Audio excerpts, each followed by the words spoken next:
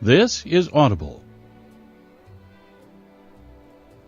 Blackstone Audio presents Pep Talks for Writers, 52 Insights and Actions to Boost Your Creative Mojo by Grant Faulkner.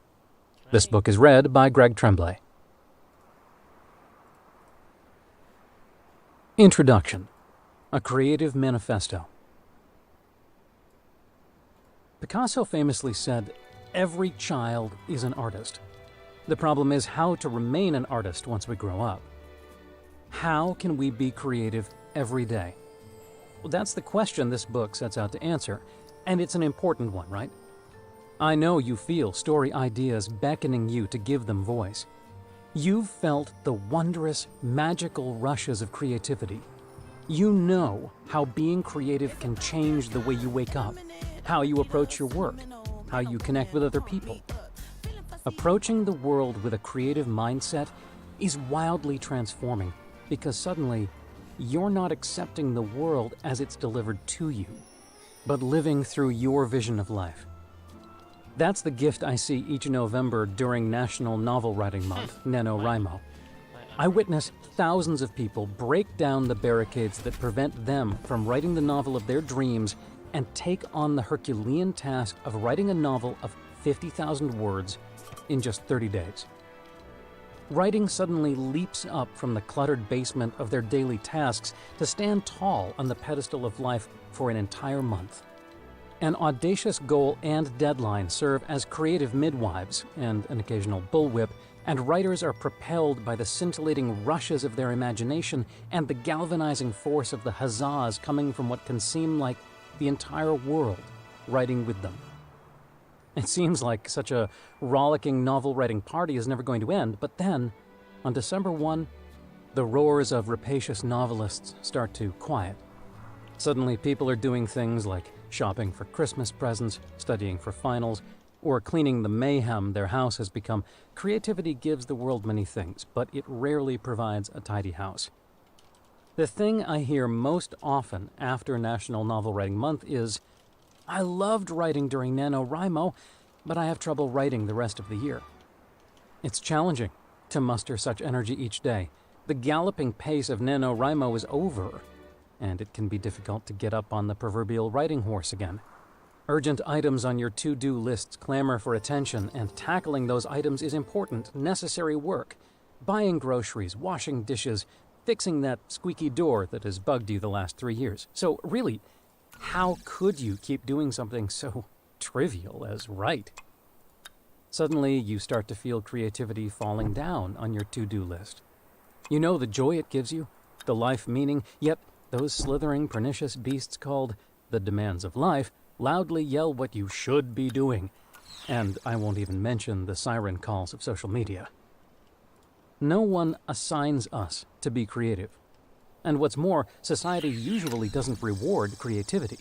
At least not unless your work makes it to the shelves of a bookstore, the walls of a gallery, or the stage of a theater. You might not think you're a creative type, but to be human is to be a creative type. So one of the shoulds in your life should be to make sure creativity is not only at the top of your to-do list, but that you put your creativity into action every day. If you put off your dreams today, you create the momentum to put them off all the way to your deathbed. See, we yearn to touch life's mysteries, to step out into the world looking for new solutions to old problems, if not new worlds altogether. We need to tap into our vulnerabilities, seek to understand our fears, look at life through others' eyes, ask questions, and open up our awareness of the wonders of the universe. Each story is a gift, a door that opens a new way to see and relate with others in this crazy, crazy world. Stories are the oxygen our souls breathe, a way to bring the unsayable, the unseeable, the unspeakable to life. Our creative lives shouldn't be a hall pass from the stiff and forbidding demands of our lives. Writing our stories takes us beyond the grueling grind that life can unfortunately become, beyond the constraints of the roles we find ourselves in each day to make the world a bigger place. Stories remind us that we're alive and what being alive means. Only art penetrates the seeming realities of this world, said Saul Bellow in his Nobel Prize speech. Leslie Marmon-Silko says that stories are all we have to fight off illness and death.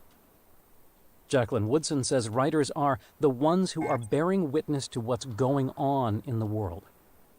For a writer, life hasn't really been lived until one's stories find their way onto the page. We exist in the flickers of a rift with the world, searching for words that will sow the fissure, heal it. A rupture, a wound, finds the salve of a story. If you do not listen to your own being, you will have betrayed yourself. If you don't create, you hurt yourself. The signature of yourself is formed by the work you put into your story. Making art tells you who you are. Making art, in turn, makes you.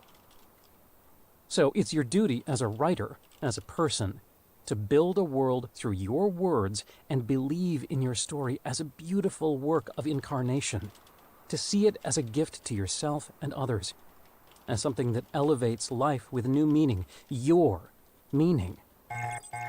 Writing a story is many things: a quest, a prayer, a hunger, a tantrum, a flight of the imagination, a revolt, a daring escape that ironically leads you back to yourself. As long as we're creating, we're cultivating meaning. Our stories are the candles that light up the darkness that life can become, so we must live in the warm hues of our imaginative life. It's not easy, though. The efforts of creativity carry angst and psychological obstacles that must be overcome. In this book, we'll explore 52 different approaches to being creative every day. Each pep talk will include ways for you to explore your creative notions and angles, because life and writing are really ongoing creative experiments. Some pep talks may sing out to where you are now, while others might become relevant later in your writing process. The important thing is to keep your creative life at the forefront of your thoughts and actions.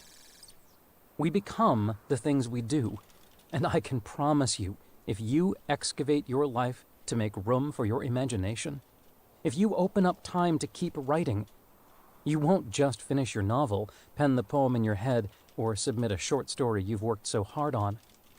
You'll change. Because once you realize yourself as a creator, you create worlds on and off the page.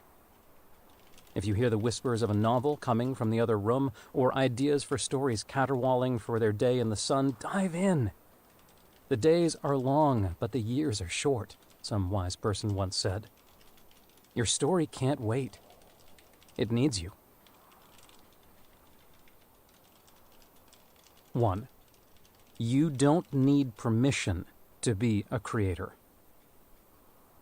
Each year, I talk to hundreds of people who have perfected a peculiar and disturbing art, the art of telling themselves why they can't jump in and write the novel of their dreams.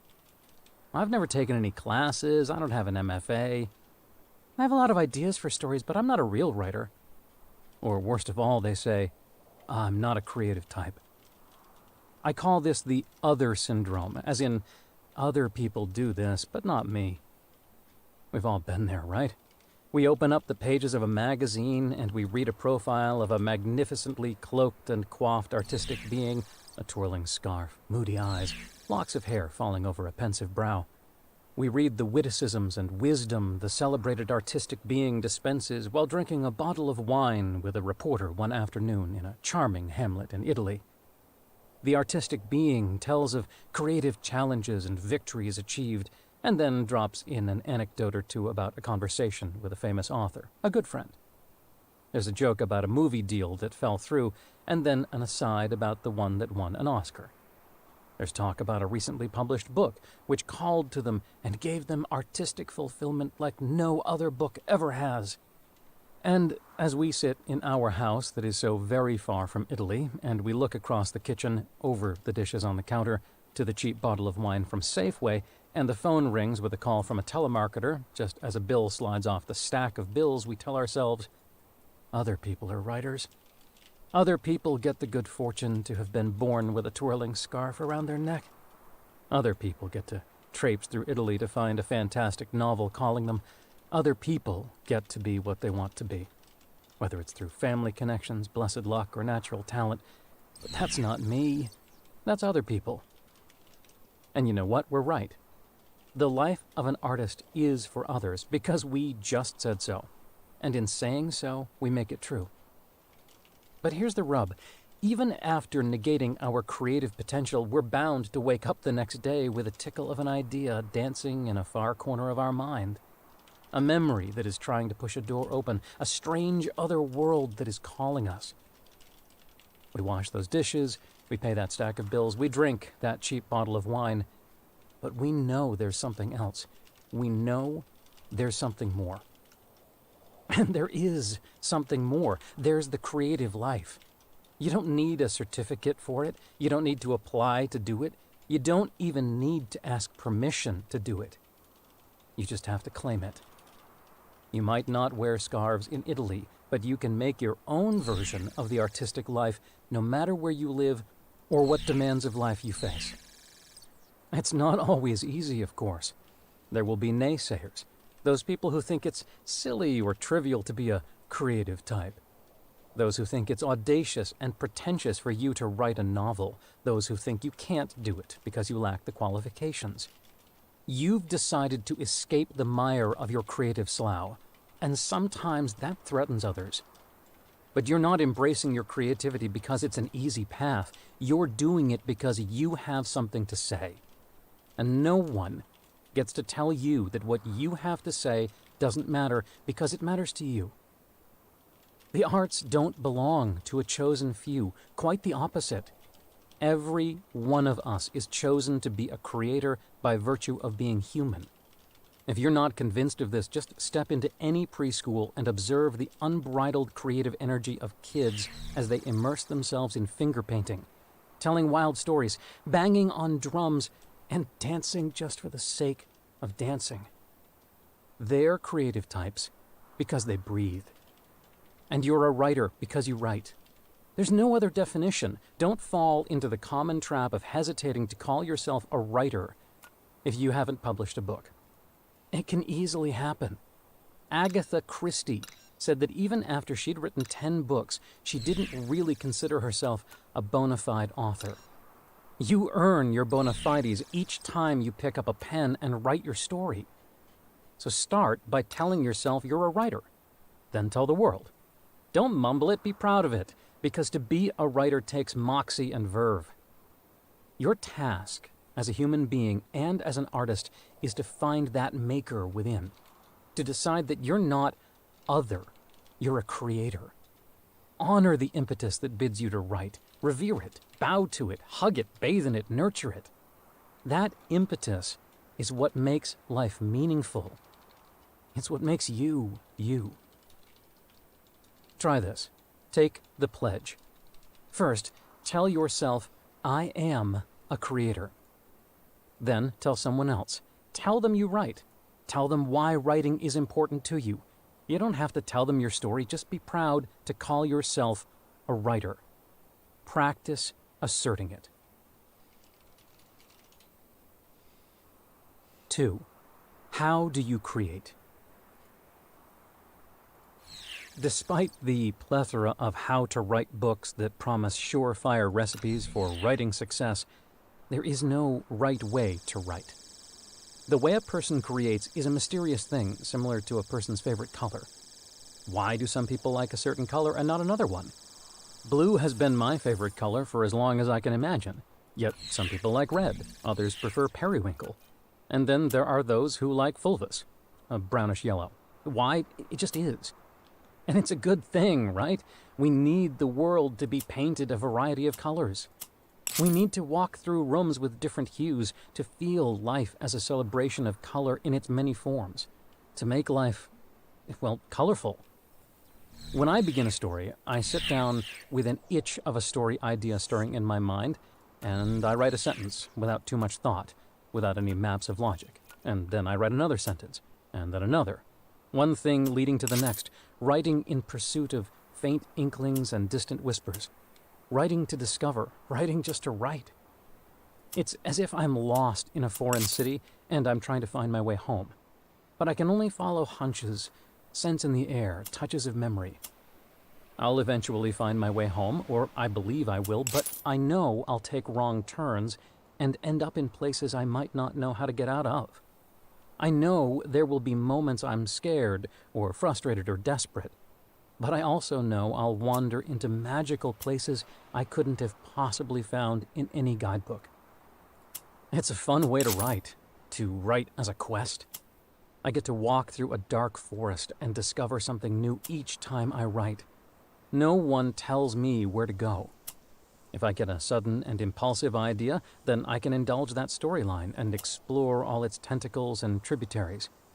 If I want to include a character's diary entries to add a layer of characterization, yes, why not?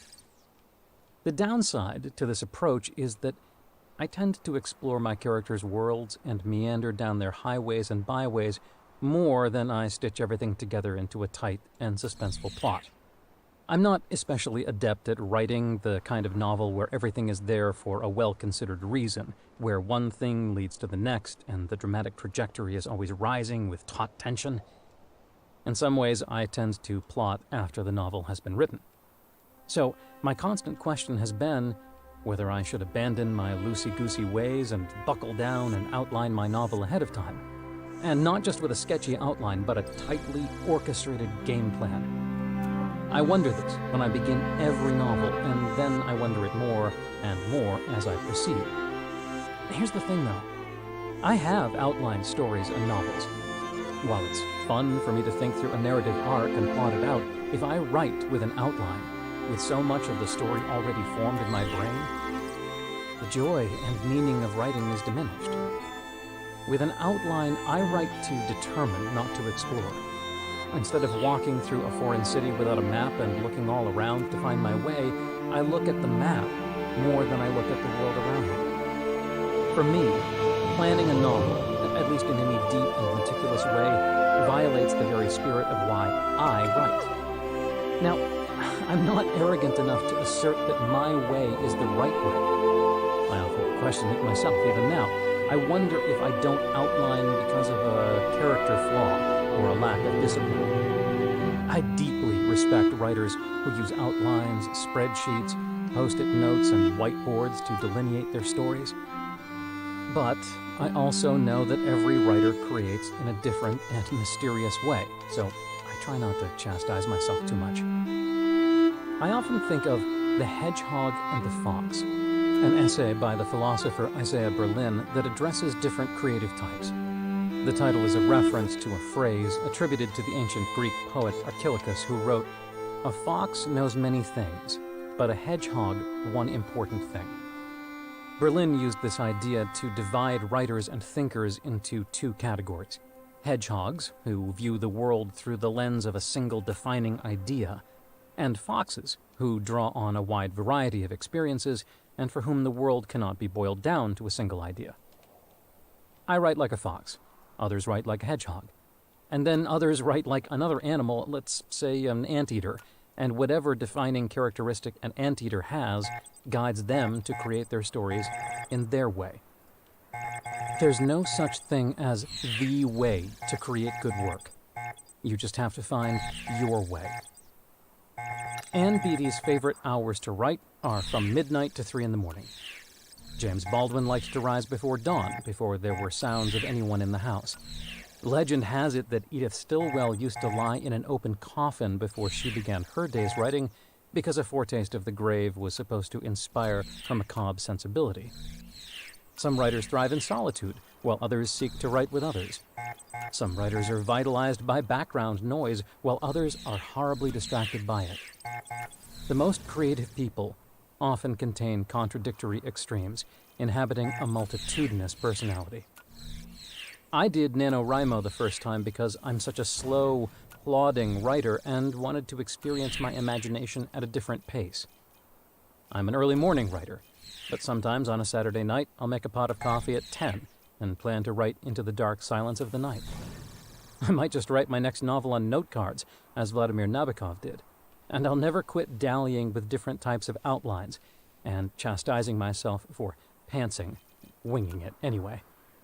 So find your way. Embrace your way. But don't become too rigid. Experimenting with your process is a way to open yourself up to new possibilities. Try this. Identify your creative process. Reflect on your process and work to make it a habit by taking steps each day. If you have a solid process in place, consider mixing something new in to see how it changes your work. If you're a meticulous planner, try pantsing your next chapter. If you write things in the morning, try to write for 30 minutes before bed. If you write alone, write with a friend or in a cafe. 3. Finding your muse. Inspiration is a funny thing. It's powerful enough to move mountains. When it strikes, it carries an author forward like the rushing torrents of a flooded river. And yet, if you wait for it, nothing happens. The irony is that so much is actually created, mountains moved, sagas written, grand murals painted, by those who might not even describe themselves as particularly inspired. Instead, they show up every day and put their hands on the keyboard, their pen to paper, and they move their stories forward, bit by bit, word by word, perhaps not even recognizing that inspiration is striking in hundreds of tiny, microscopic ways as they push through another sentence, another page, another chapter. I write when the spirit moves me, and the spirit moves me every day, said William Faulkner. This is the principal way writers finish 50,000 words of a novel each year during National Novel Writing Month, by showing up. And it applies to being creative the rest of the year as well. Inspiration is often characterized as a thunderbolt, a brilliant flash that strikes from the heavens, a eureka moment, and that metaphor certainly holds truth because inspiration can be a sudden igniting force, random and illuminating and otherworldly and even a bit dangerous. Yet, I think of inspiration, at least the big, gobsmacking moments of inspiration, as more like Bigfoot.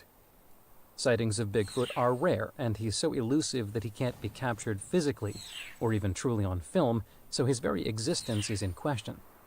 It's wonderful to believe he exists, because it's nice to think of the world as strange and beautiful enough to spawn such a creature. But if you go out into the woods and look for Bigfoot, you're not likely to find him. Just as you can't force sweeping gusts of inspiration to appear on any given day. The muse of Greek mythology, that creature depicted in a beautiful flowing gown playing a harp, was invoked by authors to sing stories into their ears. But I'd like to recast this muse. The muse doesn't sing the words of a story to you. The muse is conjured in the telling, in overcoming those lulls that strike with willpower, grit, and as much caffeine as it takes. I see the muse as hundreds of invisible sprites that sleep in the whispery spaces between each word. These sprites are enlivened only by the breath of a churning imagination, by the stirrings of a story moving forward. The muse of inspiration appears when you plop your heart onto the beautiful blank page that awaits your words. Such a muse is ineffable, so miniature that she often goes unnoticed, yet an author must trust that the responsibility for bringing those story sprites to life resides in creating a spool of words that spins onto the page. A writer is either compelled to write or not, said Toni Morrison. If I waited for inspiration, I wouldn't really be a writer. The urge to wait for inspiration has killed many a wonderful story. Now, of course, you'll have lulls. Your willpower will face the crippling doldrums of self-doubt. You'll tell yourself no one wants to read your story. You'll tell yourself your characters are cliches, your plot unremarkable, and you are not a writer. You are a person with silly dreams who should know better, and you should just return to a life where you sit and simply be entertained by other people's imaginative creations. A life of binge-watching TV series isn't all bad, is it? Here's what you must know. Every single creator throughout history has experienced such moments. Keep trusting that the muse of inspiration appears when you plop your heart onto the beautiful blank page that awaits your words. The words you create every day are each fruit-bearing kernels of inspiration. Each word wants more and more words to follow, and you are the all-powerful God that sends those words, those story-igniting lightning bolts, into a world that's coming to life before your own eyes. You are your own muse. Let the blank page be a spigot for all of the dramatic, ornery, lyrical, and shocking thoughts in your head that are eager to come out. Try this: an inspiration invitation. Write about what inspires you to write. Whether it's the desire to create lyrical prose, escape this world, or explore your inner world. Think about the last time inspiration hit and how it came about. After you've written this short piece, focus on the things that inspire you to sit down and write on even the worst days. Your big inspiration can open a pathway back to writing. 4. Be a beginner. So much of our emphasis in life is to be the one who knows. When we embark seriously on any new endeavor, we look up to the masters and gurus and yearn to match their expertise someday. They're the ones who have it all figured out, after all. When they walk into rooms, people tilt their heads up in admiration. People ask them questions and hang on their every word. The experts move through life with surety, certainty, and maybe even a good paycheck, or so it seems from the outside. They dash off novels, speak with aplomb, and take exotic vacations. When you're a beginner, it's easy to feel awkward and clumsy. We want to be graceful. We want it all to be effortless, or we just want to move. Paradoxically, though, it can be more exciting to be the one who doesn't know. The one who is beginning the search, the one immersed in the pursuit of answers, the one who has the humility to be open to learning all possibilities. When my son was learning to walk, I paused one afternoon to simply watch his attempts. We're accustomed to thinking that falling causes frustration, but Jules didn't furrow his brow or cry out as he plopped on his behind again and again. He got up, swaying back and forth, wrestling with gravity, noticing the tenuous shifts coursing throughout his body, and he worked on his strength to stay steady, as if putting the pieces of a puzzle together. As I watched him, I listed the lessons of his practice. 1, he didn't care if anyone was watching. 2, he approached every attempt in a spirit of inquiry. 3, he didn't mind failure. 4, he took pleasure in each new step or milestone. 5, he didn't imitate another person's walk. He was just intent on finding his own way. He was quite naturally immersed in Shoshin, or beginner's mind, a notion from Zen Buddhism that emphasizes the benefits of being open to whatever occurs and being observant and curious in each effort. In the beginner's mind, there are many possibilities, but in the expert's, there are few, said the Zen master Shunryo Suzuki. The idea is that in the beginner's mind, there are no considerations of that very confining box called achievement, because the true beginner is always learning. A beginner's mind is innocent of preconceptions, expectations, judgments, and prejudices. Devise a way to stay in the mindset of a beginner, to be naive and wholly open to the world. Why bring up Zen Buddhism in a book about creativity and writing? Because writers are so eager to become experts. We want so desperately to know how to write good dialogue, create mind-curdling suspense, and get published, that we don't properly value that wondrous and wonderful state of having a beginner's mind.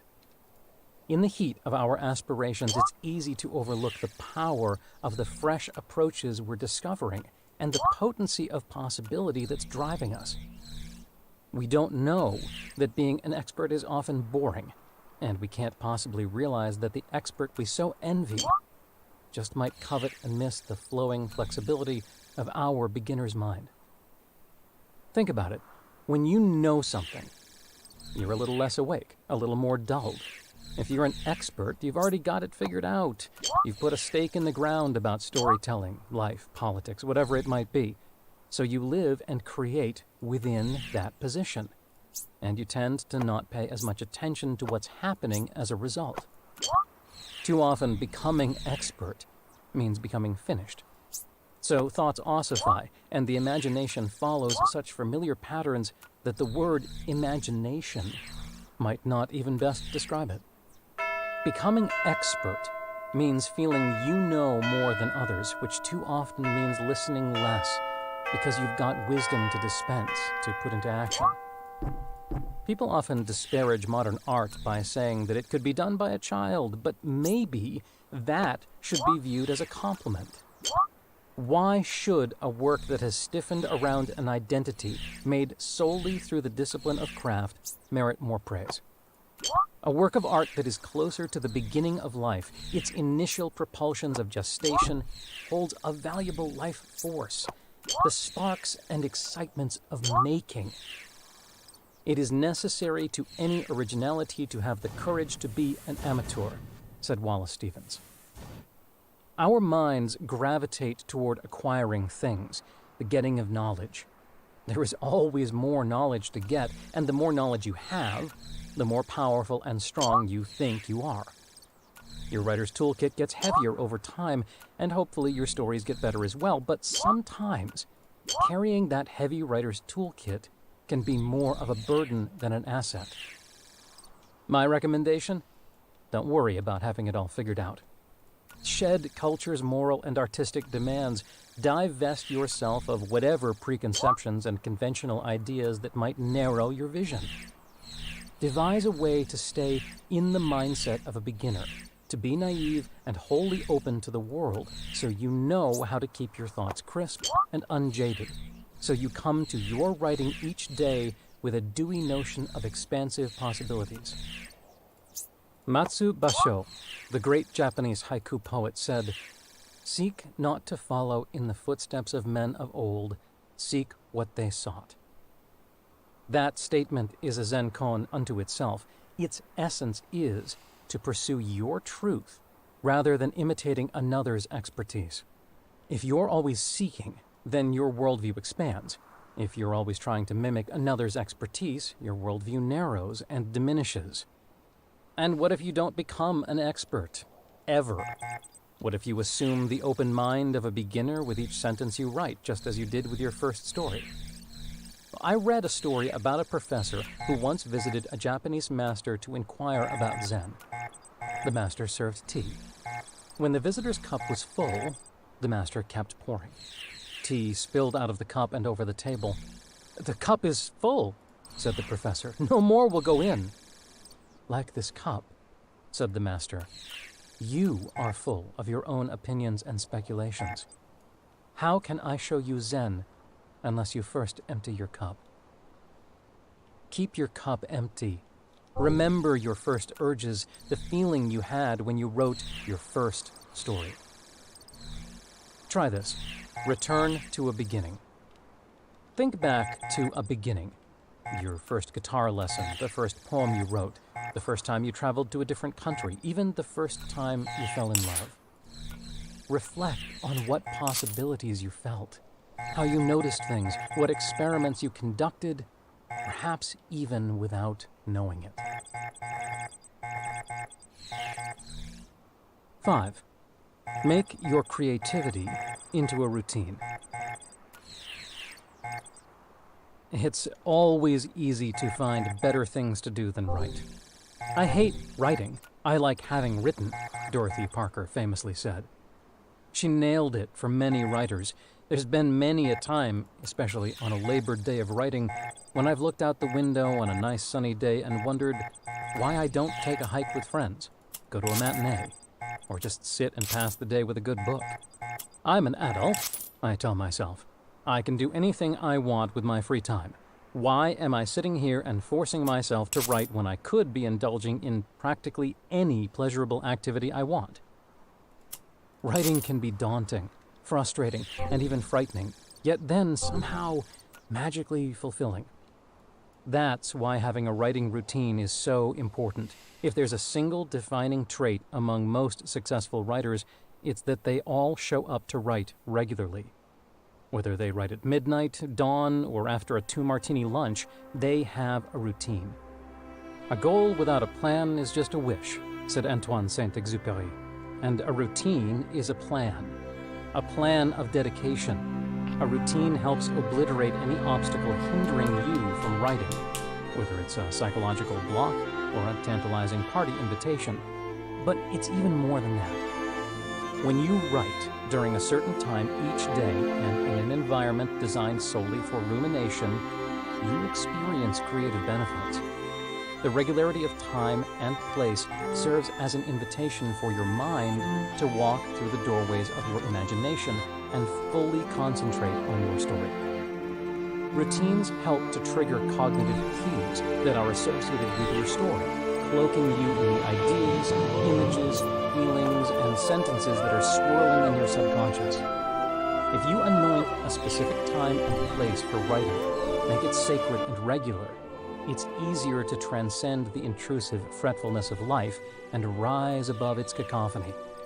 Regularity and repetition are like guides who lead you deeper into the realm of your own imagination.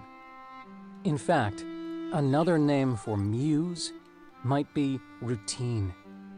When you work regularly, inspiration strikes regularly. That's because you're carried forward by the reassuring momentum of your progress, absorbed in a type of mesmerism. Creativity arises from a constant churn of ideas. If you don't have a routine, if you show up sporadically, it takes longer to warm up and remember your story. Stephen King is perhaps the perfect case study of such a writer. He compares his writing room to his bedroom, a private place of dreams. Your schedule, in at about the same time every day, out when your 1,000 words are on paper or disk, exists in order to habituate yourself, to make yourself ready to dream, just as you make yourself ready to sleep by going to bed at roughly the same time each night and following the same ritual as you go. But wait, aren't artists supposed to be freewheeling, undisciplined creatures more inclined to follow the fancies of their imagination than the rigid regularities of a schedule? Doesn't routine subvert and suffocate creativity? Quite the opposite. A routine provides a safe and stable place for your imagination to roam, dance, do somersaults, and jump off cliffs.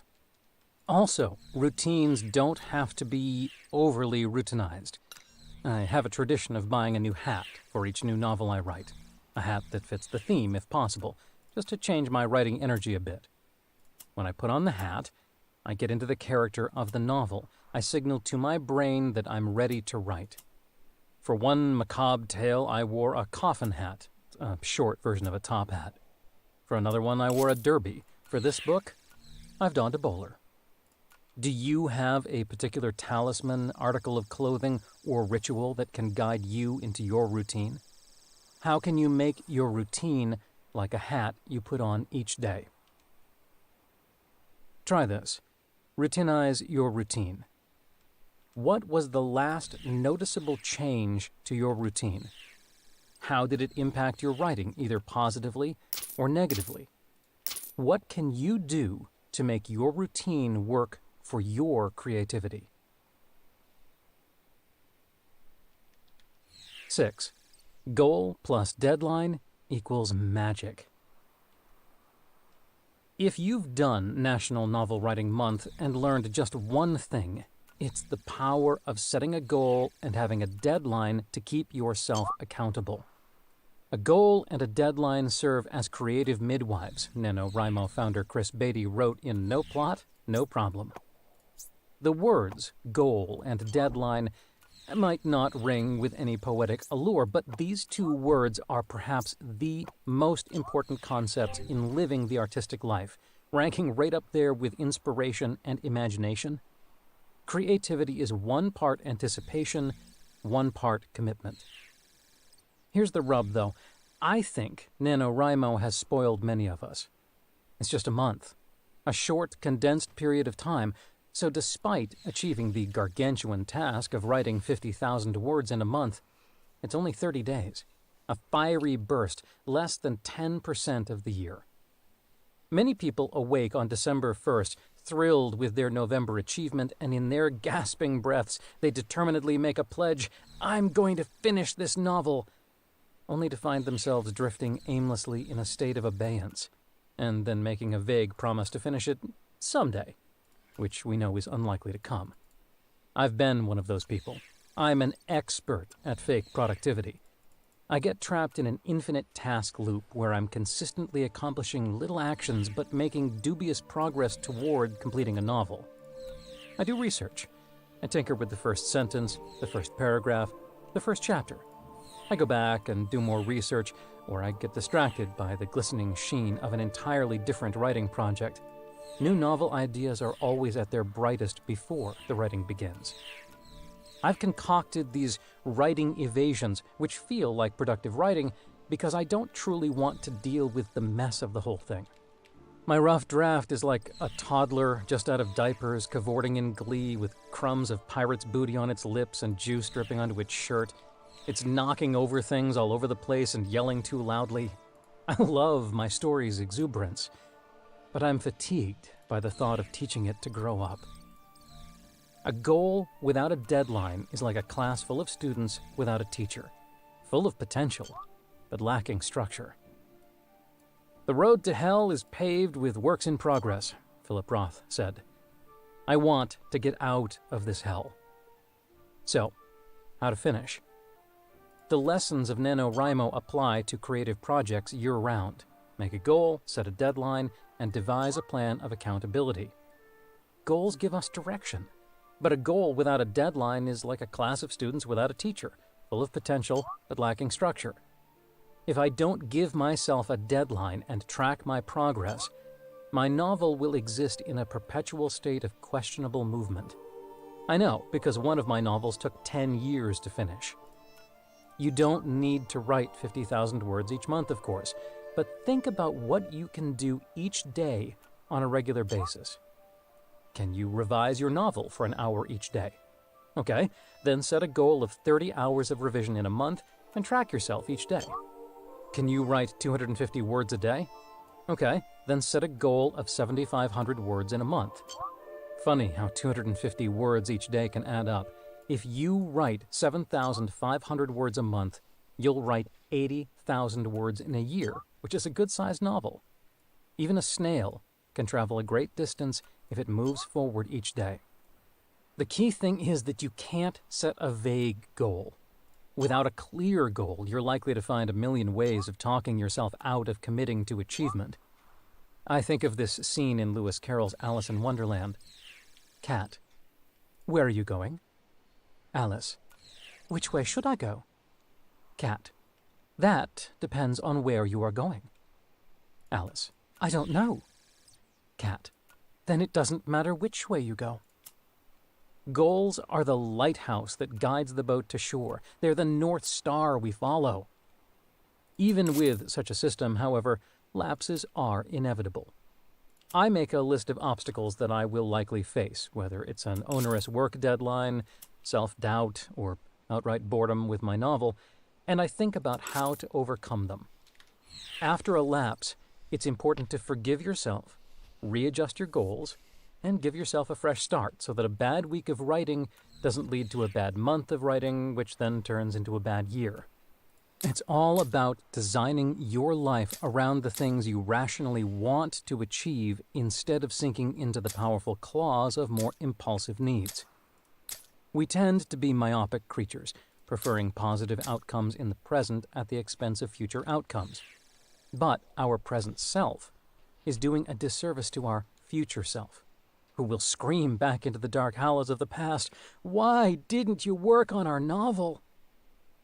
Think about how your present self can better serve your future self. I look forward to seeing my novel finished, as if watching it like a proud parent at graduation. It will be polished, finely woven together, ready to be read by others. Hopefully it will find a nice cover to wrap itself in, a bookshelf to live on, and will wish me luck on my next novel. There's always another story waiting. Try this.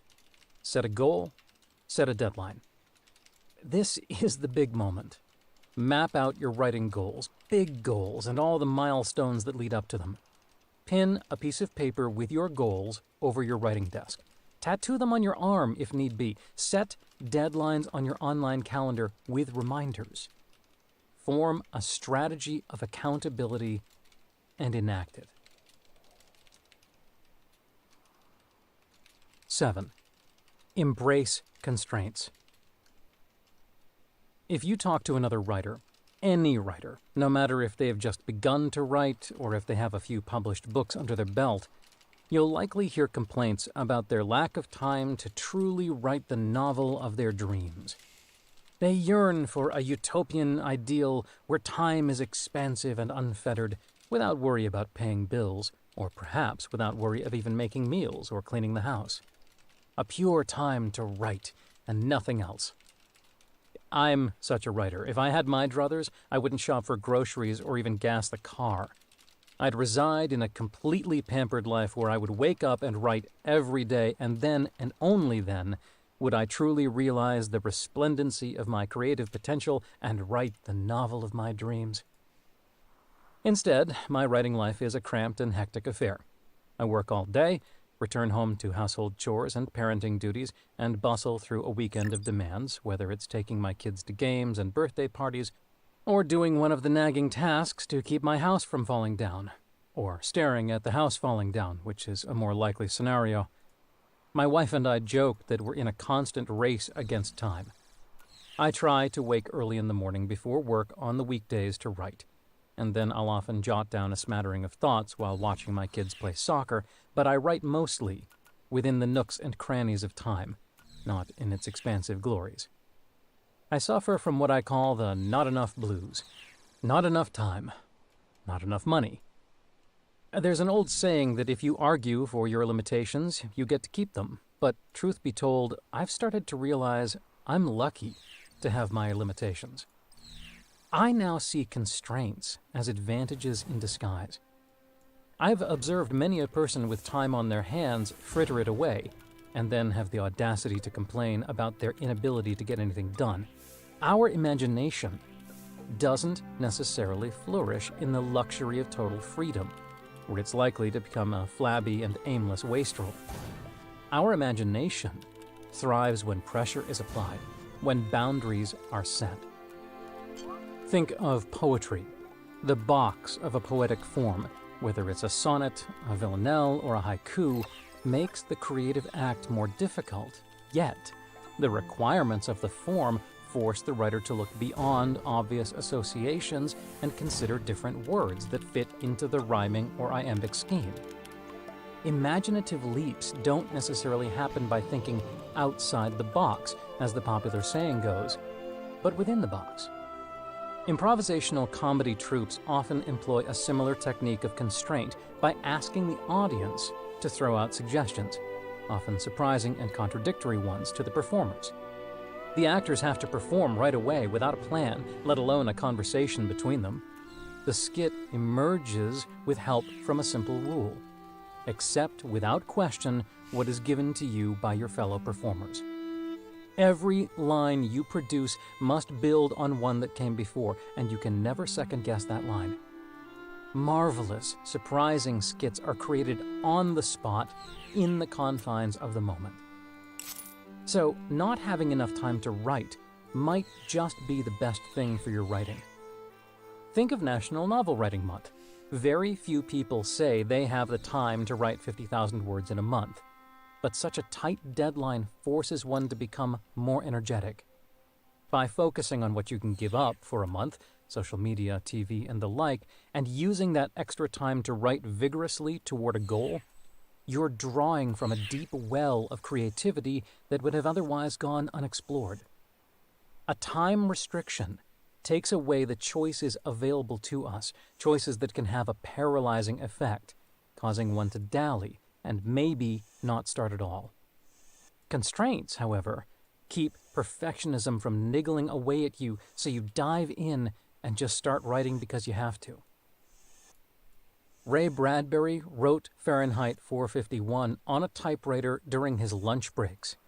Toni Morrison wrote her first novel in the nuggets of time she had after a day's work and putting her children to bed. Just a little bit of writing each day added up to a novel after a while. I dream of a time when I'll have vast swaths of time available to write, but NaNoWriMo has helped me realize that I'm actually lucky to have my limitations. In fact, the ticks of the clock are like a metronome for our creativity. Set a timer for 15 or 30 minutes and push yourself to simply dive into your novel whenever you can. This strategy is similar to the Pomodoro technique, a time management method that breaks down work into intervals separated by short breaks. Bursts of focus with frequent breaks can improve your mental agility. 8. The art of boredom. Boredom is typically seen as a bad word, a state to be avoided. It's often perceived as a vacant and dulling spell of time that we impulsively search to escape by any means necessary. When a moment empty of stimuli descends upon me, I reach for my phone, tap it madly, and hope to find stimulation. I have a tic, an affliction, a virus. I do this in line at the grocery store, during my kids' soccer games, or even at a red light. Like many, I'm searching for the dopamine spritzer I've become addicted to. My brain craves novelty and stimulation, and I'm caught in a loop of compulsive neediness. I scroll through photos, read random updates, and then, when the red light changes to green, I go on my way, if I see the light. I am my gadgets. It seems as if all of the entertaining diversions that the internet delivers will feel like fulfillment, but the flickers of photos and headlines tend not to nourish my soul or spark my imagination. Instead, they steal something precious from me. Boredom. Wait a minute, boredom? Precious? Yes. Many vital things have gone extinct in the last couple of centuries, but perhaps one of the most underappreciated is the scarcity of true boredom in our lives. Think about it. When was the last time you experienced a moment of emptiness and allowed your mind to luxuriate in it without twitching to grab your smartphone or remote control? If you're like me, you're so addicted to online distractions that you make excuses to dart away from the deep thinking that your writing requires to search for something, anything, on the internet, as if the web can write your next scene. In fact, MRI studies have shown similar brain changes in compulsive internet users and drug addicts. Our brains are busier than ever, but not in a deep, reflective way. Our absorption in our devices make us oblivious to the impulses of our spirit. Boredom is a creator's friend, though, because your mind naturally resists such moments of stasis and seeks stimulation. Before our era of hyperconnectivity, boredom was an occasion of observation, a wonderful juncture of daydreaming, a time when one might conjure a new story idea while milking a cow or building a fire.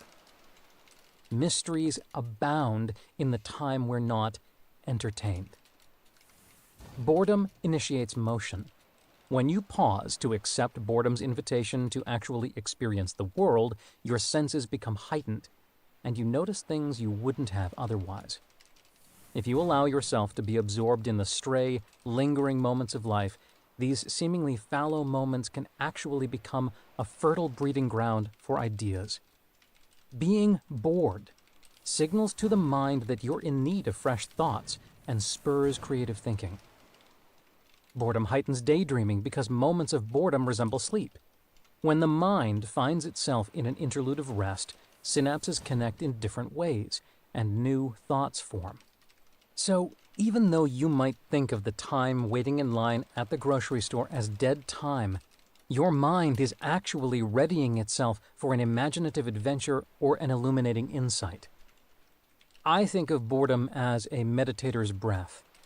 It's a way to explore the silence of myself and the sounds in that silence.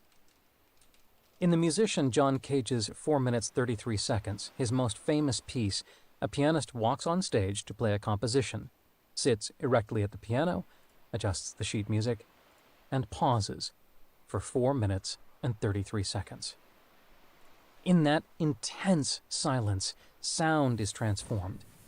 Each inhale and exhale, each mysterious scritch and scratch or stray car horn becomes part of the musical experience. Expectations are flipped as listeners explore an absence that is also a presence. Mysteries abound in the time we're not entertained. By focusing on disruptions rather than the connective tissue of a musical narrative, Cage obviated the crescendos and diminuendos of music, and his work actually became an odd meditation on what is absent. The listener creates his or her own harmony in the space, just as our minds fill boredom with a story, or observations or memories, to escape the boredom. I recently tested accepting boredom myself. I took a vow to not pull out my cell phone when boredom hit, to see what I would experience. It was difficult at first because I questioned everything I've just written to you. Yes, my cell phone is quite a seductive siren. But as I sunk into boredom, as I let my mind slouch on its couch of emptiness, the world started to fill up with intriguing details. One day, while waiting in line for a coffee, I noticed a man biting his lip as he waited, wincing his eyes and nervously swaying on his feet. A little boy tried to blow bubbles with his spit as his mother stared at her phone. Two women laughed about the inept advances men had made to them on Match.com. Suddenly, my little boring coffee shop had turned into a symphony of stories. The humans around me were vastly more interesting in real life than anything happening on my gadget, and I ended up including snippets of the women's conversation in a story. You get ideas from daydreaming. You get ideas from being bored. You get ideas all the time. The only difference between writers and other people is we notice when we're doing it, said Neil Gaiman. That's the secret. To notice your boredom. Notice the thoughts and observations it sparks. I bet your smartphone doesn't deliver ideas in such a rich, nuanced, nourishing way. Try this. Revere boredom. Think twice the next time boredom descends upon you in an idle moment. Think twice before pulling out your smartphone, turning on the television, or even picking up a magazine. Simply reside in the boredom, revere it as the sacred, creative moment it is, and travel where your mind goes. 9. Getting ideas. A writing Rorschach test. I don't believe in the notion of writer's block. I think it's too easy to end up building a twisted shrine to it, to proclaim the affliction, then festoon one's writing life with it, saying, "I'm blocked," over and over again, as if abdicating responsibility for creating the blockage and waiting for magical bolts of inspiration to come down from the sky and unstop it all. Which only happens in the movies, right? Sure, we all have our down days, and sure, after finishing a writing project, we often don't have an idea for the next story right away. I think of these states more as creative impasses, as mere interludes rather than blocks. They are times to write in my journal, take walks, dance late into the night, spend a day in a museum, read, do whatever it takes to stir up ideas and get things percolating. If you want to actively jumpstart your imagination, though, consider taking a more energetic approach to chopping your way through the brambles of a creative lull. I've always enjoyed Ray Bradbury's list-making method to tap into the swirls of my subconscious. When Bradbury first became a writer, he made long lists of nouns to trigger ideas.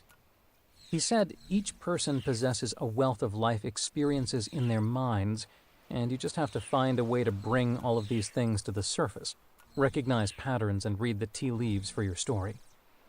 He did this by making a list of nouns. Conjure the nouns, alert the secret self, taste the darkness, speak softly, and write any old word that wants to jump out of your nerves onto the page, he said. Once he'd written a list, Bradbury plumbed each word's associations by writing what he called pensées about each noun, tiny prose poems or descriptive paragraphs of approximately 200 words that helped him examine each noun and dredge his subconscious in the process. You ask, why did I put this word down? What does it mean to me? Why did I put this noun down and not some other word? For example, here's the list of nouns that sparked one of Bradbury's more notable books: the lake, the night, the crickets, the ravine, the attic, the basement, the trap door, the baby, the crowd, the night train, the foghorn, the scythe, the carnival, the carousel, the dwarf, the mirror maze, the skeleton. The list looks like just a random assortment of words, but Bradbury found a pattern revolving around his old love and fright of circuses and carnivals. He remembered his first ride on a merry-go-round, the world spinning and the terrible horses leaping. As he reflected on the associations around the words, characters emerged and carried the story forward, and he ended up returning to that terrifying carousel from his youth in Something Wicked This Way Comes. The story wasn't memoir, but one born from the friction in his life, a friction that he was only able to decipher by stitching together the pattern of the words. I like doing an exercise like this because it offers a provocation.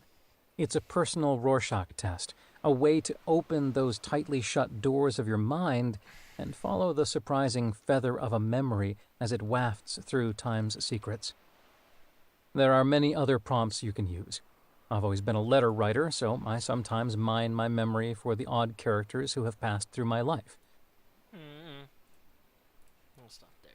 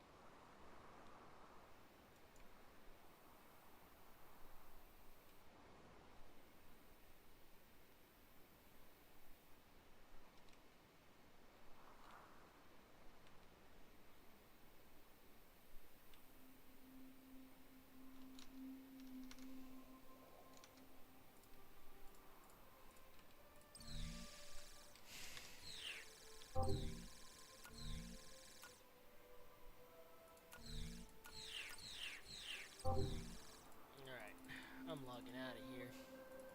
Play a little bit of No, it's still saving. Okay, there we go. Now we're ready to go. Oh, it saves anyway. What the fuck was the point of that? It just saves anyway. Okay. It don't matter to me then.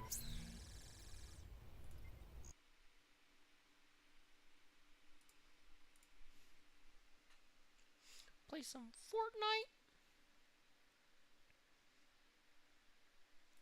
Selective recording. I don't know what that means.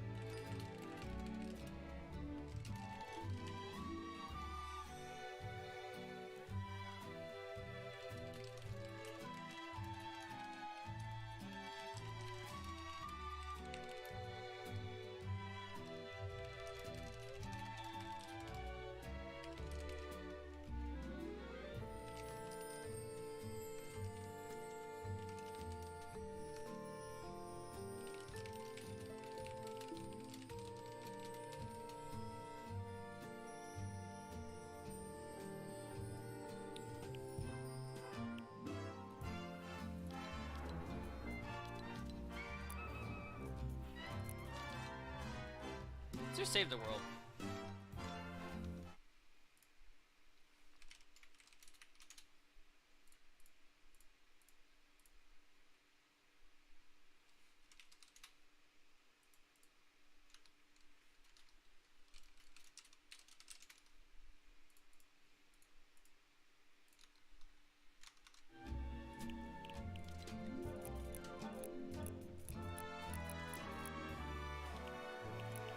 Doing missions as a ninja? Well, I need to complete it as a ninja.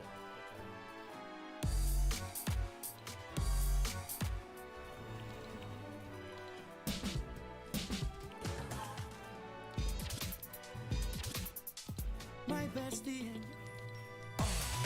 girl, you fly and get her.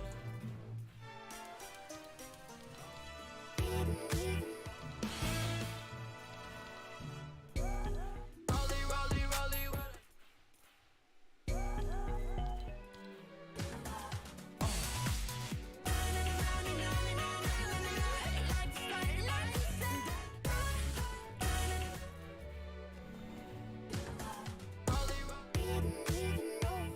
Girl, you fly and get her.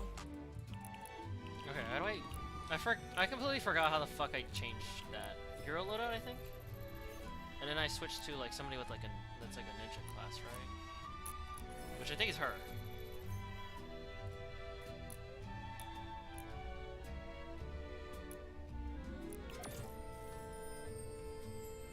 Oh, it's inactive? The fuck?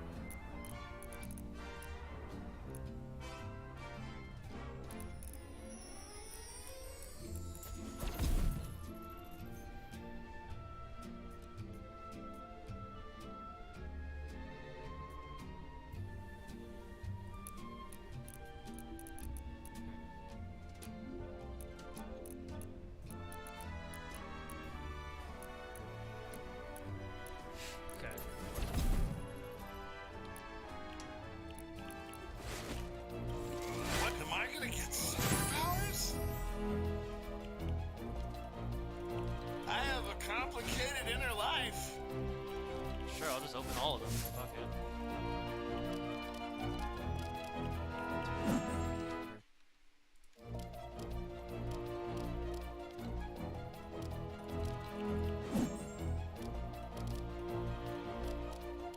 I don't know what I just did. Oh, that. Stop it! I have a lot of bars. Can I just, like...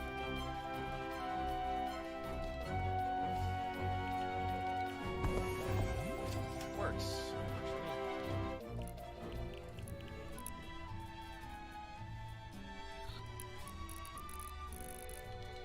I mean, that'll do it, so... How do I... Dude, I don't freaking remember how to do any of this shit, man. Can I make it so, like, she's not locked, or... In the vault overflow. Oh, shit. I'm gonna...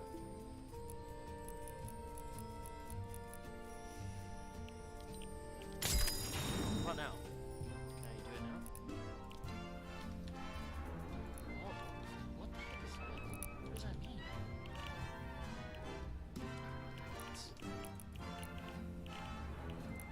Alright. Fuck! I don't remember how to play Save the World. Damn it. Can I just, like, get rid of all these losers?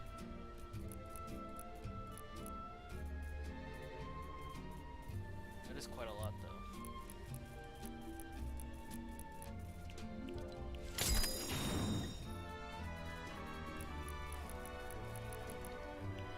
Oh, dude, fucking...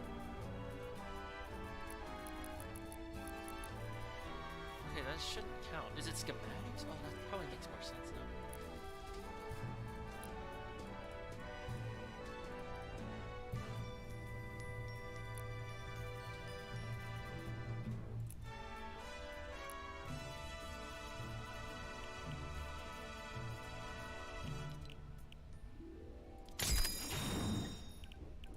There you go. Now I have... Oh my god, I still have so much shit. Oh, because I have survivors. I still have survivors that are, like, useless. Well, not useless, I just don't use them. Get rid of these.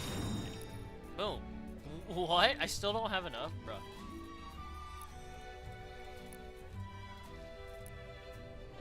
Oh god, what is happening? Oh, thanks. Thanks, I guess. Appreciate it. Alright, finally, I have enough fucking... That took frickin' forever, but I did it. Okay.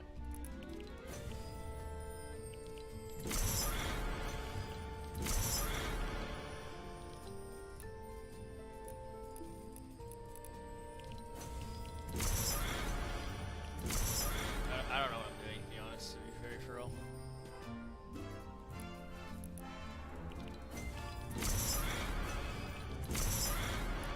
I'm just upgrading these because I want to. I have no idea if they're good. I'm just like skipping over it because I'm just I don't know anymore and I don't really care.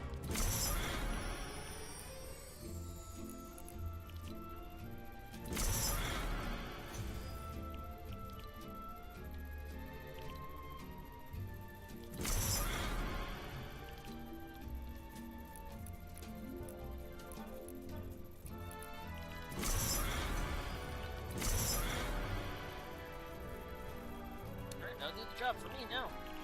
For now. Alright, let's start by doing this hero loadout shit. So let's get her. And then...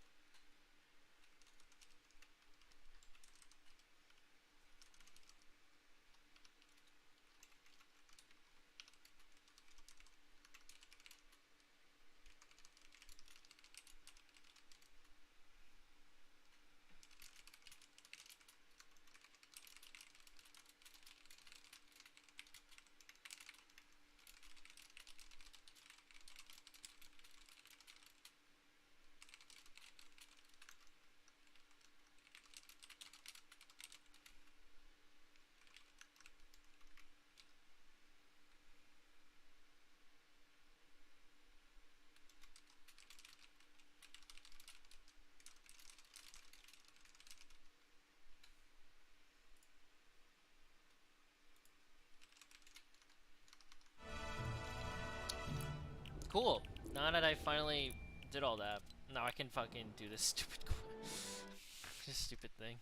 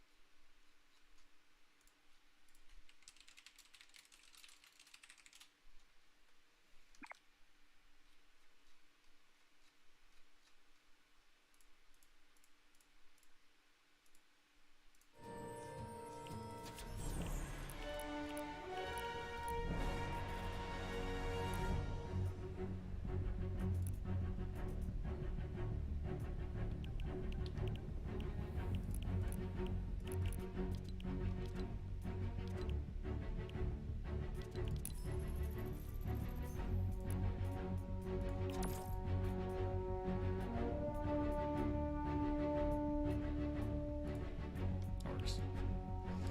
Alright, let's do this.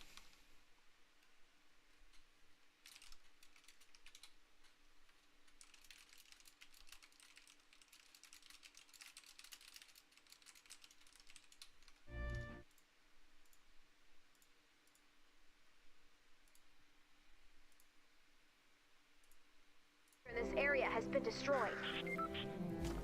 I've marked the last known location of the shelter on your map. Travel to the shelter.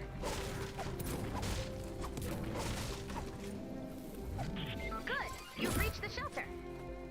Use the terminal to run diagnostics to see what's wrong.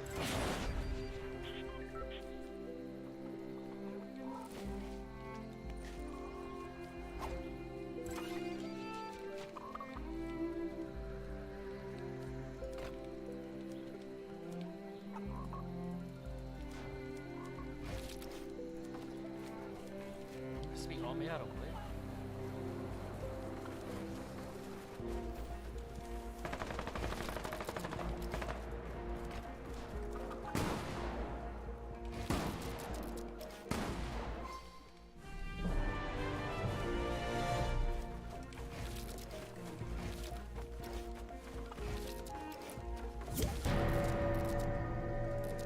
Okay. Screw off, basically.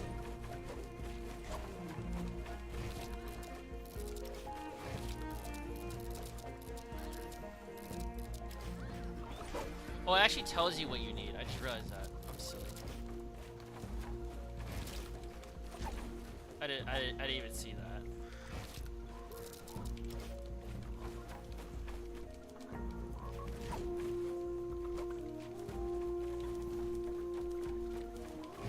That's actually really cool. I like that. Freaking, I haven't played this game at all. What's that about it? This. Interesting. It's kind of cool. For real.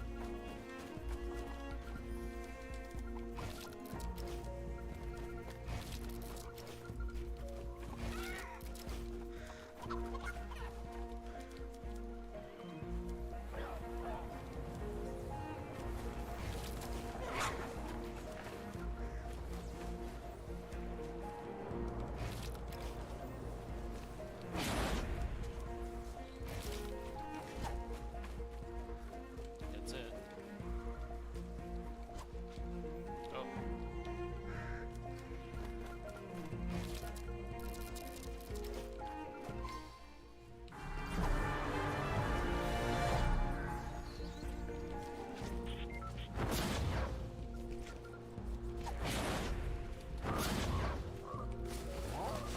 Ah, sweet monitors.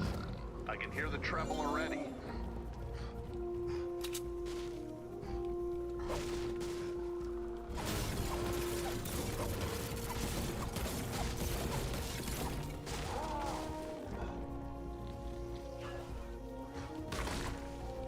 Where's the shelter?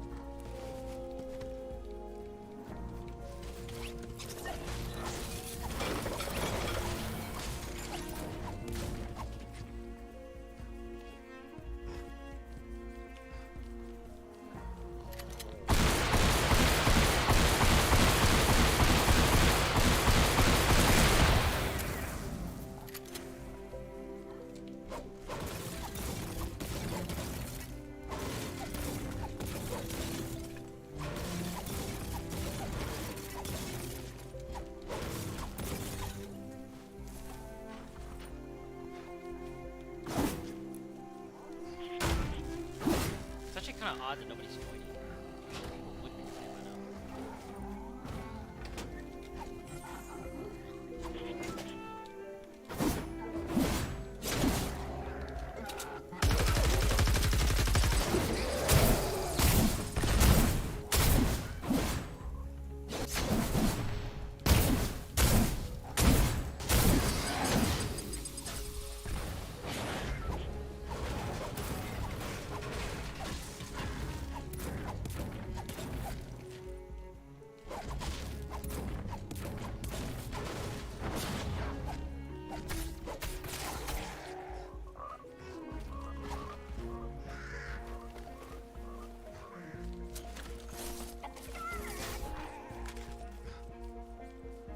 At least somebody's here.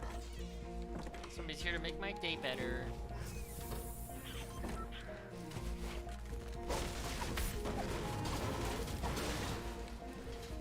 Taking ammo.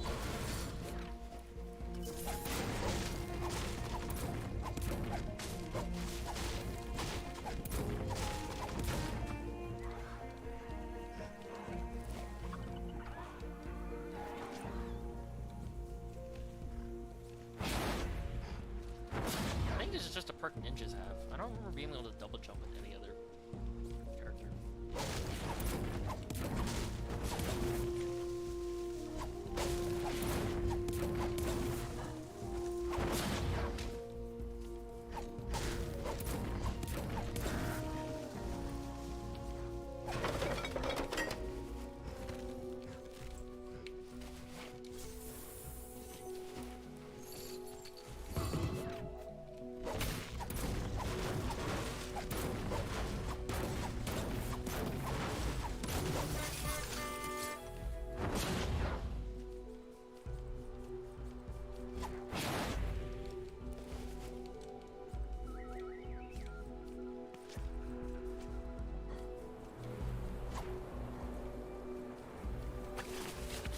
Check out the diaphragm on that mic.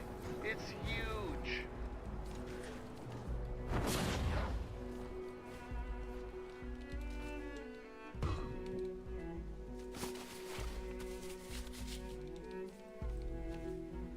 A little help?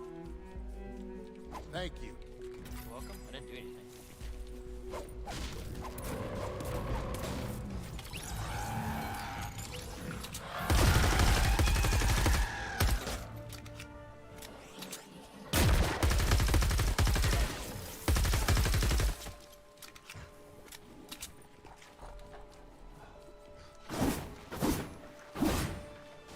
Alright, it's over here. Nice.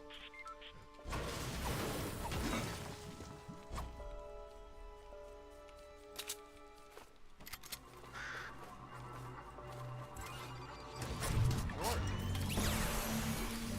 Don't really need it that much, but still, I'll take it.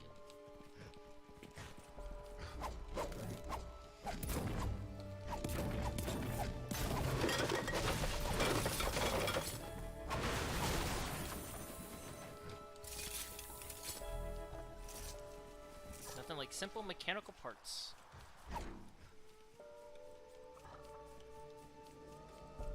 What's this?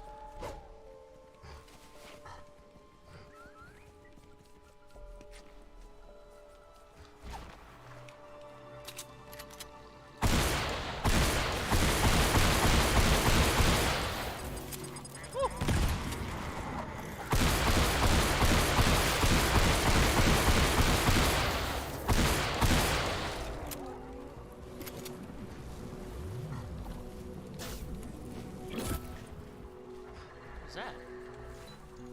I'll take it.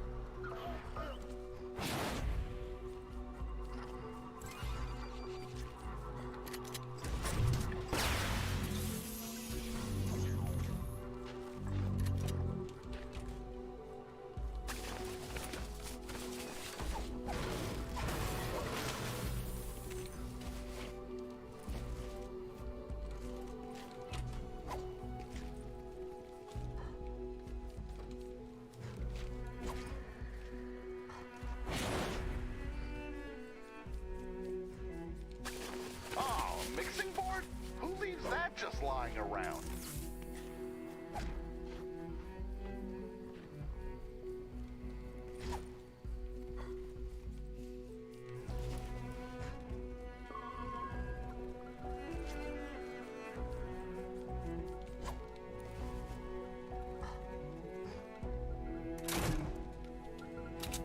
shit.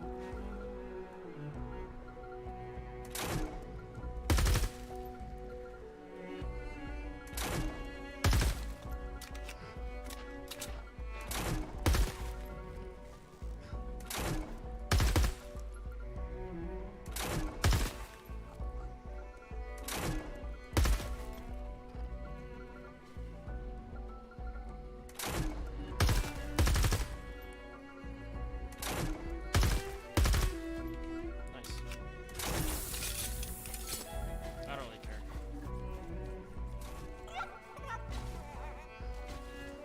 Damn, I don't really want to do that again. It's fun to build like that, but I'm just too tired. Or not too tired, I'm just don't really want to do that.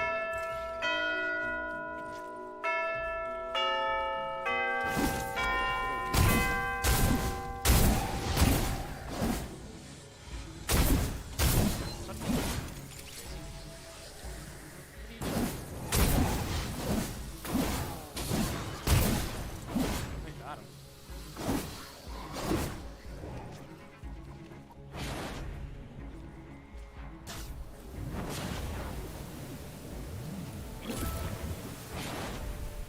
What he's doing.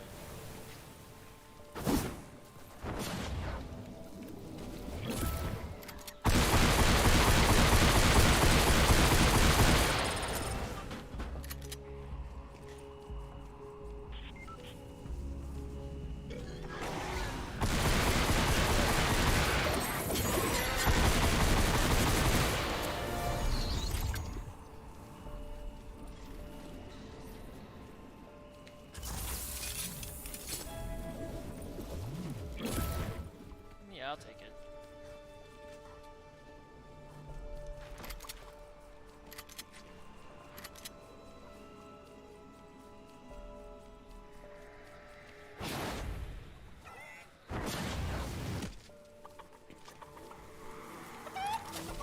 You don't have to be crazy to work here, but it helps, Mug?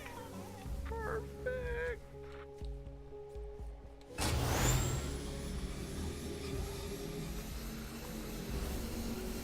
Oh shit, did I just fuck up?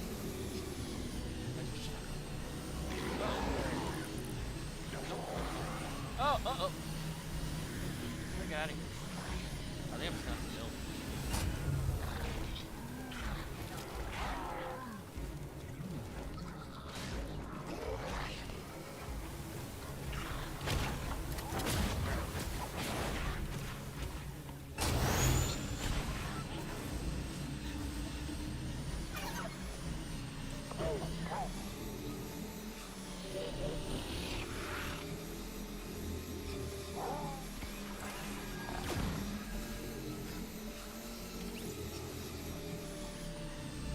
I like how this thing just slides around a lot.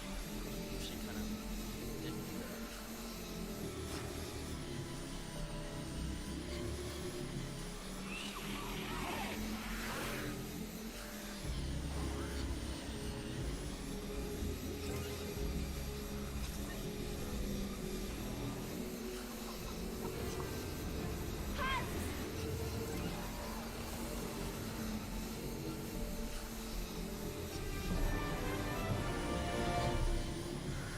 Oh shit.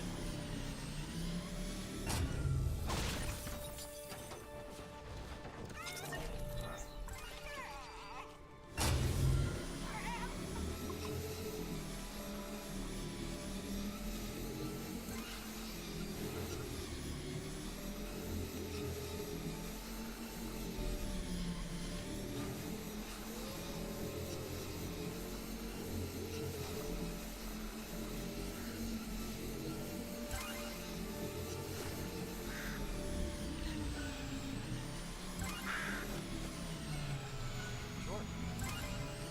Jesus Christ. Just trying to make it as hard as possible. Is there no more here? This shelter's been damaged pretty severely. Looks like the life support modules have all been stolen. These modules inflate and shield the shelter. The modules have to be around here somewhere. Search the zone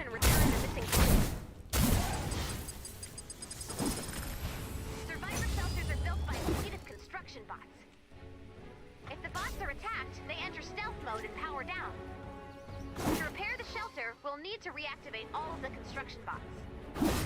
Unfortunately, their stealth mode is really effective. You're gonna need some help finding those missing construction bots. Let me see if I can send you. It might take... There's incoming wave detected. We have some time before they arrive. You can search for missing parts now, or reinforce the shelter. Okay.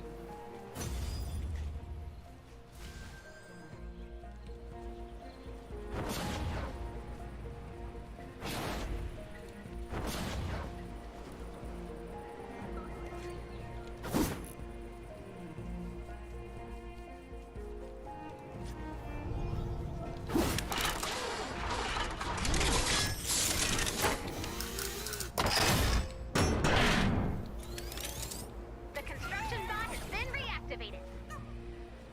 The module will now be installed. Each part will take a minute to install.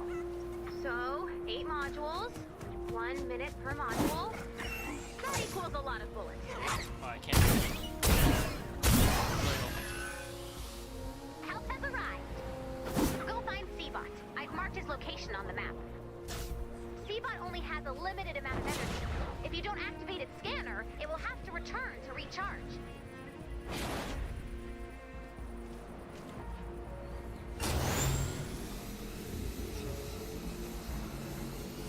Seabot scan is ready to be activated. Scan Seabot while scanning. Quiet, please. I am seeing. I am seeing.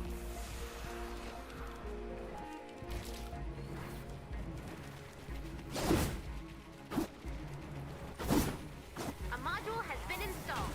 The shelter is now stronger.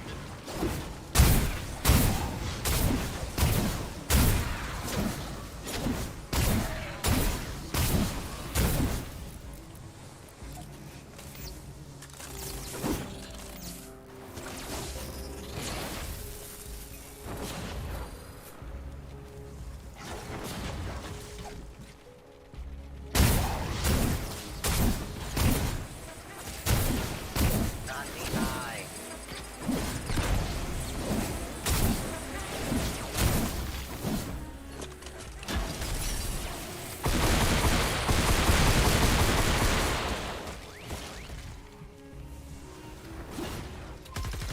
I have seen the modules.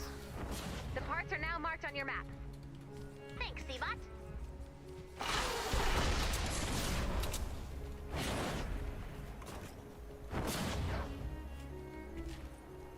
Why is it just him? Where is the team that we're supposed to have? I don't understand. Is it on the map? Does he mark it on the map? I think he does. Just don't know where.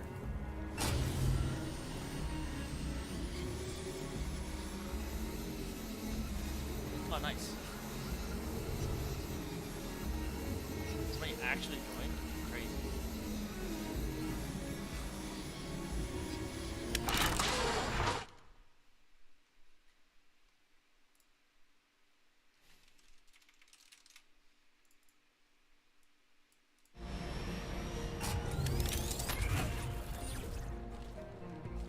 New module installation has begun.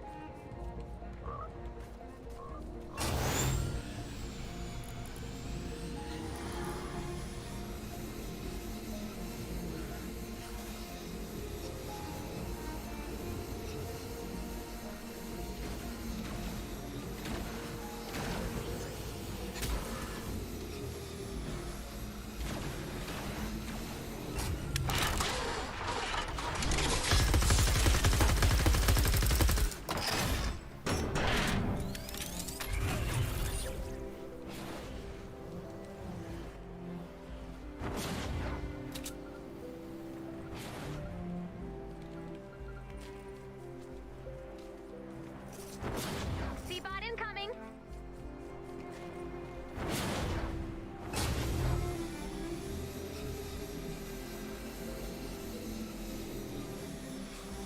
A module has been installed. The shelter is now stronger. New module installation has begun. Can I not? Hello? Doesn't work? Okay. I guess it doesn't work. Seabot scan is ready to be activated. Defend Seabot while scanning.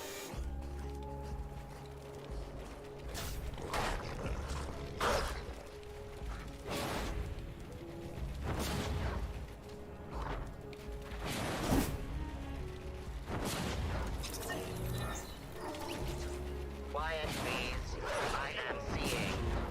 I am seeing.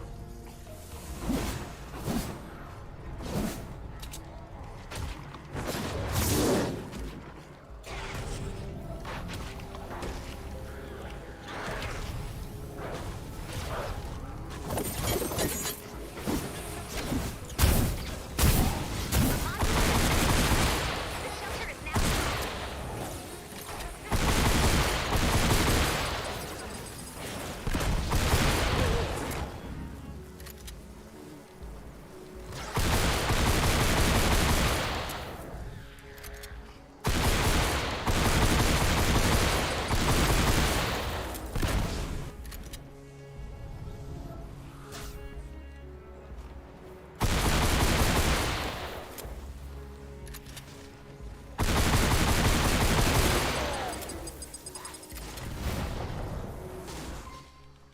What we cannot be unseen. Check your map. The parts are now marked on your map.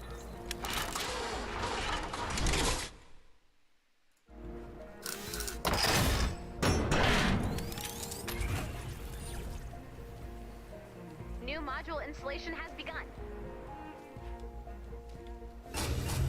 Oops.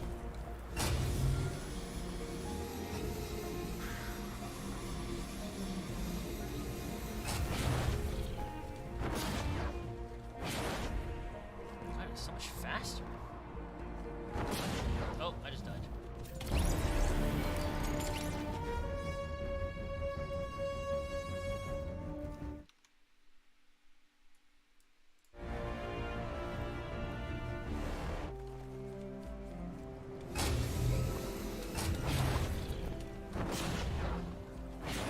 You now see the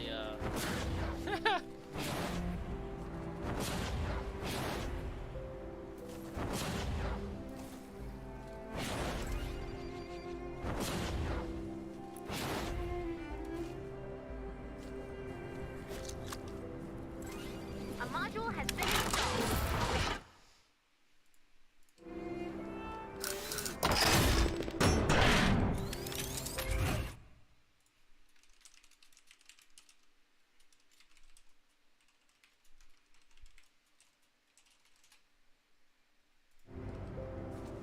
Installation of parts will pause while the shelter is under attack. Help has arrived. Travel to the location marked on your map.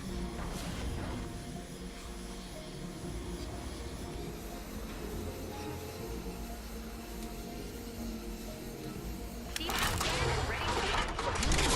Defend Seabot while scanning. Here they come. Defend the shelter. oops. Module installation is paused. It will resume after the race. Quiet, please.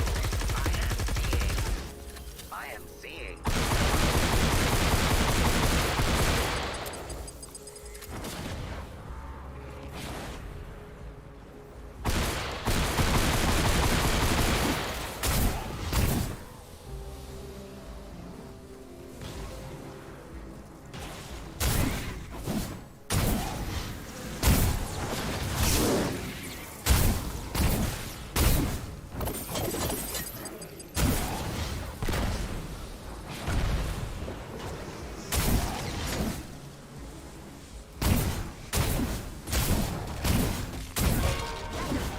Try again. Bro, you guys stink. Seabot is heading home to recharge. It'll return ASAP. Dude, this happens every time. Nobody pays attention to the shelter.